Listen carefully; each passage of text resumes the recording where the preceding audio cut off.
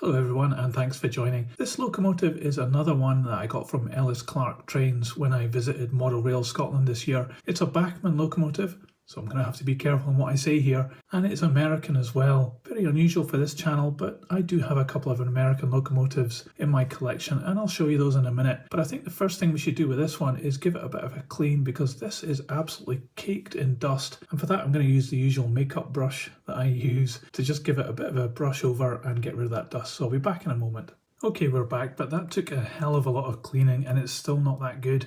The dust was really thick on this, so I'm thinking this has been just left on a shelf for a very long time before it was sold on. So obviously this is a second-hand model, and I'm going to compare it to some Athearn models. Now I did say I do have some American locomotives, so I'll get them out and we can line them up and have a look. So here are the other two models that I've got. They're both Athearn models, and you can see a little bit of a pattern here that they're both these Santa Fe yellow and blue colours, very similar to the Alaskan Railway colours, and it's a good combination. I think I find it really appealing. You would have also noticed that both the other two Athearn locomotives have been weathered. I did some modifications to these as well and weathered them. Number 2050, this one here in the end, this actually got me back into model railways after a very long break, and I did all this weathering on it and it helped me to learn quite a lot what I was doing. It didn't actually cost me a lot of money, but I can't remember exactly where I got it from. But I've tried to add some nice weathering onto this and a few small details as well. By contrast, 3845 has got a lot more details added onto it and extra parts, and lighter in the weathering. It also has the snow ploughs and jumper cables, and I think this one looks really quite good. It's probably my most favourite locomotive. Both of these two locomotives are Bobo configuration in their bogies, and they have all-wheel pickup and all-wheel drive. So the Bachmann one over here has got a lot to play for in terms of beating these other two. And you can see that it is very similar to 3845 here. So I'll compare these two together, and number 2050 might make an appearance some other time. So these old blue box Athearn models I actually really like. They're pretty cheap to buy over here in the UK, and I think they're even cheaper in America, and they offer the modeler quite a lot of interesting things. A very good robust drive train, I think, with a central motor, two flywheels driving all wheels, and all-wheel pickup. It's very reliable, and this one has done lots of service on my model railway layout in the past. I used to have a desert themed layout. I'll see if I can find some pictures and add them onto the video, and this is always run very reliably. One of the things I really like on the Athearn models though is that the handrails are all made of metal. Now they might not be so prototypical, but they're very strong. They can take a lot of bashes as well, and you can also paint them like I've done on this model here. The Bachmann by comparison has plastic handrails. This has got blue here. They're quite pliable, but they do seem to bend in a little bit. You can't really bend those out. And this one also has a bit of a break at the back here where the handrail is snapped. We also have this handrail at this side missing. But apart from that, I think this locomotive is complete. So let's have a look at this a bit closer up. So starting here at the front of the locomotive, this yellow and black chevron part down here, the masking isn't too good on the black. It's a bit blurry. It doesn't fare too well over the little creases in that piece. And there are masking problems as well at the bottom of the bonnet there, where it meets this bottom part here, which is moulded in blue. The actual consistency of the yellow is really good on this. It's very clear and solid. This one has horns added on here in blue plastic. It's an extra part, and we have the number 3015 in here, which looks as though it's an extra piece that's been added in. I'm hoping this will have some lighting. We're going to give it a test in a little while. It doesn't have flush fit glazing, and there are no windscreen wipers. You can see inside the model, but there is no interior. You can just see part of the mechanics in there. The moulding isn't particularly good though either, because it's not got a lot of deep relief on any of these parts here, but the handrails, even though they are made of plastic, do actually have some really nice detail. The grille up here is fairly good. It's quite deep on the relief on it, and I like the rivet detail around these panels. But again, the moulding isn't so great on the doors on the side of this locomotive. They're not very convincing that these would actually open. The large Alaska writing here is being added in yellow, but it's a different shade of yellow to the paintwork, and it doesn't go over the lines of the doors either. It's not even consistent either, so it looks a bit cheap, that one, but it was maybe a bit ambitious to have such large printed words as Alaska on the side of this locomotive, especially yellow on top of blue. This circular logo down here is really quite good, but it doesn't match with the masking of the paintwork on the yellow, and there's an awful lot of fuzziness going on around here, so the masking wasn't good either. This end of the locomotive, the numbers are nice and clear. We've got the two lights up here, but there does seem to be some paintwork problems again. And we have the chevron part down the bottom here again with a bit of fuzziness going on. I do like these handrails where they've got an indication of chains there in the middle. And as we look on top, we've got these 3 fans here and another one here with some good rivet detail around it. It's actually quite a nice moulding on the roof. The exhaust stack is here and that's quite convincing. Again, more rivet detail around this panel. And then looking down at the bogies, this is a fair representation of the bogies here. It's got some really good detail. I like the checkerboard there, and the brake blocks look almost in line with the wheels. The fuel tank in the middle doesn't have any detail on it whatsoever. There is a nice representation of a tank and pipework moulded into the main body piece here. Underneath you can see the Bachmann made in China, and all these wheels pick up and are driven as well. There's no traction tyres on this model, but I don't think it really needs it. It's quite a heavy model and it's fitted with knuckle couplers front and rear. So before we go any further, I think we should maybe put this on the test track and see how it runs.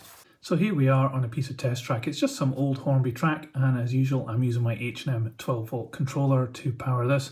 Let's give it some juice and see what happens.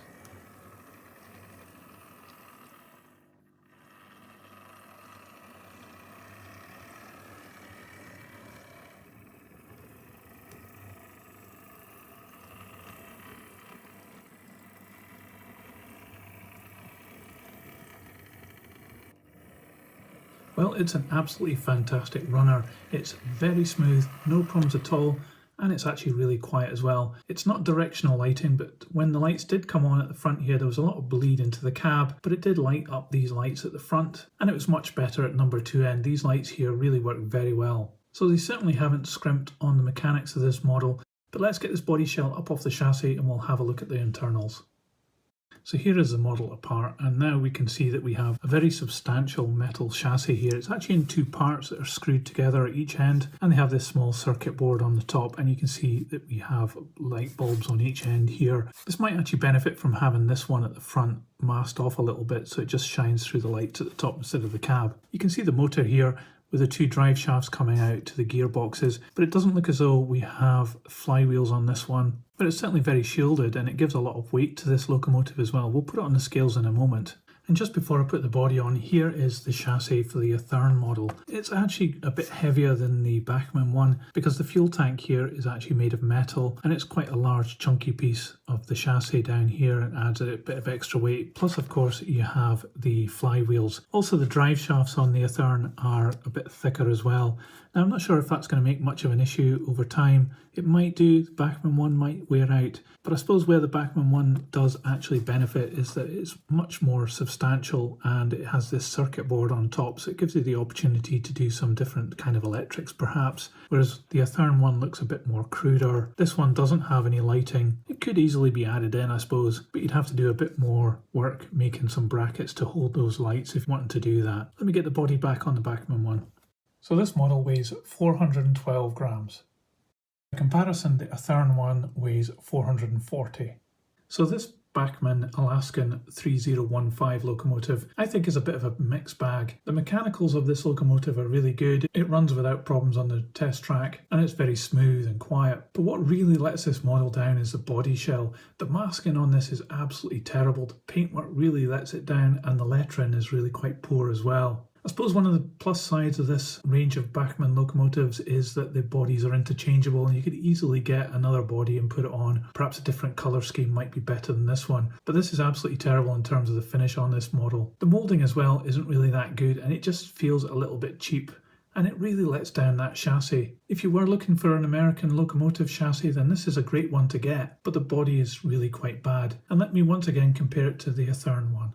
So looking at them side by side, the Athearn one, although I have done some modifications to this, the standard body shell really shows that it's got a different level of finesse to it. The fans on the roof have so much more detail than the Bachmann one, and also the grills on the side of the locomotive are much more defined as well. On the ends of the locomotive, this one has a little bit of paint problems here, but I have had to repaint this front part here, and I'm not the most skilled modeler in the world, but I have managed to get these handrails put in as well, which really enhance it.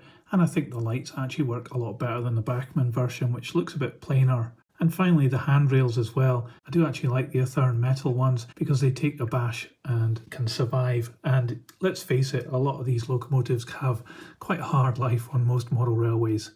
One other thing going against this Bachmann locomotive is the wobble that it's got. It might annoy you a little bit as well. So overall, I think Out of the two between this and the Athearn, I would definitely go for Athearn every time. This model, like I said, second hand, it cost me £35, and that's in the ballpark of most Athearn second hand prices as well. So if you had a choice between this and Athearn, I'd definitely go for the Athearn one. And that said, just so I don't get a strike from Bachmann, I will give them credit because they have done some really good American locomotives that are also fairly cheap as well. Like I reviewed a switcher locomotive from Bachmann in the past on this channel, and I actually thought that was really good. Anyway, let me know what you thought about my analysis of this model in the comments below. I'd love to know what you think. And if you liked this video, please give it a thumbs up. It really helps this channel grow. I'll put this on the turntable so you can see all the way around. And on screen in a moment, there'll be another video that you can watch. Just click on that and I'll see you over there. But that's it for this one. See ya.